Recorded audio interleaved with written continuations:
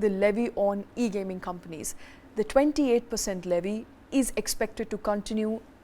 All people who have spoken so far and spoken, I'm given to understand off the record book, because you couldn't really find names as to who's saying what, but the all-powerful body of finance ministers of all states in this country are saying that e-gaming companies will have to pay 28%. A very interesting quote that I read this morning and which made a lot of sense to me is that every time you talk about putting a levy on earnings, are you expecting a tax inspector to stand up at a casino table and calculate those earnings? So it's going to be a tough job, essentially alluding to the fact that we have to take it upfront, because if we are to take it on the money that you earn, it's a very difficult job and we can't do that.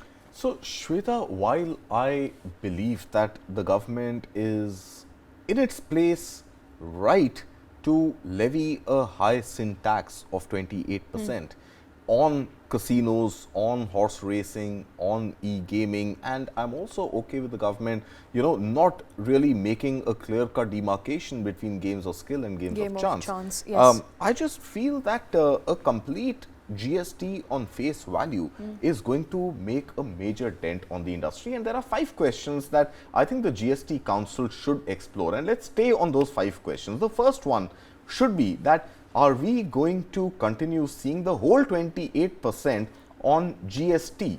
Are we going to see the entire 28% of GST on the face value, I beg your pardon, and not specifically on the earnings? Now, the government is saying that we can't go and calculate the earnings on every table, but you're starting from a position of mistrust. You're saying that the financial reporting of casinos or online gaming companies or horse racing companies is actually going to be a cheated, fraudulent, incorrect account. Okay. Right. So, you're starting from a position of mistrust. So, the first question is that GST on face value 28%, should it be face value, should it be earnings? Okay. I'm pretty sure the government is going to stick to face value and not talk about earnings, because the logic it's going to give you is that you go and watch a movie, I'm charging you GST on the full face value of the ticket and not on what PVR Inox is earning. Right. So, that logic is fine. But second question that arises to my mind Can I just quickly, and let's also pull up those graphics on those questions. It makes a whole lot of sense. I mean, if you look at the logic of it, how much you're earning is up to you to declare, not the casino to declare. And as a result of which, it becomes increasingly difficult for, tax authority to calculate how much you've earned. Right. Unless there is a documentation of how much you've earned. Shweta, that is the difference between GST, goods and services tax, and corporate tax. So, the point very simply is that, what the gaming industry is asking for, that you charge us on the platform fee. That platform fee is nothing but the profit of the gaming companies. And the profit after tax, corporate tax of 25% is the direct tax that companies are in any case due to pay. So, the point really being that the demand from the industry is also unfair. GST by definition is face value. GST is not on profitability, Absolutely. right? And platform fee is nothing but profit. So, I think on point number 1, will GST stay on face value? I believe the answer will be yes, but we'll have to find out tomorrow. On the second point, that now this is an area of concern. Will gaming companies actually have to pay the tax retrospectively? Which means that up until now, they've been paying 18%, not 28%, 18% GST, not on face value, but on platform fee. Now that this clarification has come, and government is not calling it a change, they're calling it a clarification. Now that this clarification is going to come, is it going to be applicable retrospectively? If that happens, a lot of gaming companies are going to go bust. Let's move on to the next point. There are 5 questions that I think the GST Council needs to ask. The next one being that now what happens to foreign companies? Will they have to come and register for GST in India? Some statements, some reports are also suggesting that they may have to look at agents in India. If they are not Indian registered companies, they can't apply for GST directly. They may have to look at agents in India who charge on their behalf, and hence the agents become liable to pay this 28% of GST. Which is why they're also luring gamers. Exactly. So now the point is, if that happens, there is no difference for Indian gamers.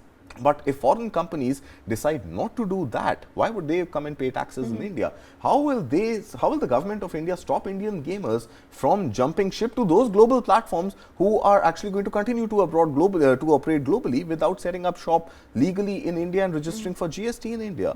And that brings me to the last and final fifth question. This industry, the online gaming industry alone, had revenues of $10 billion last year. $10 billion for a new industry, nascent industry, is not bad. Revenue, not Very valuation. good. Revenue. Okay. $10 billion, what happens to this sector? Absolutely. These are critical questions that the GST Council must ask itself and answer tomorrow, so that it arrives at a policy which tries to at least achieve a win-win situation. Absolutely. Whether it's going to be a win-win situation or not, we'll have to, of course, wait and watch out for that, because the council ratification will come tomorrow. The meeting is expected to be tomorrow, and e-gaming companies unlikely to get any sort of relief, which so far, as per messaging that is coming out from the government, is very, very clear. Not getting any relief, 28% stays. It's a sin, and interestingly, we keep using the word sin tax. Also important to understand what is a sin tax. Sin tax or sin goods or sin service is essentially not an essential service. I mean, you can relate it to a religious connotation, but in government's parlance, in more practical parlance, it is something that is considered to be sin over and above your daily living and managing of living expenses. So casinos there, of course, continues to attract a sin tax, as you may call it, GST of 28%.